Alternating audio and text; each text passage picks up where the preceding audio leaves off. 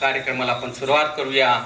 गुरुजींच्या अमृत हस्ते व सर्व मान्यवरांच्या शुभ हस्ते या ठिकाणी जलार्पणाचा कार्यक्रम संपन्न होत आहे. Save the tree, save the world अशी ही संकल्पना, जरा आगळं आणि वेगळं अशी संकल्पना या ठिकाणी संपन्न होत आहे.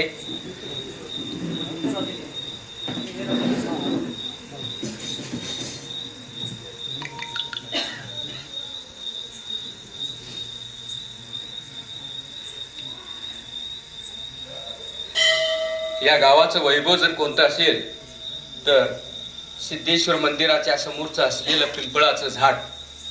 या पिंपळाच्या झाडाच्या पारावर बसल्यानंतर जो आनंद मिळतो तो स्वर्गीय आनंद असतो आणि याचंच ते प्रतीक या ठिकाणी आपण वृक्षाला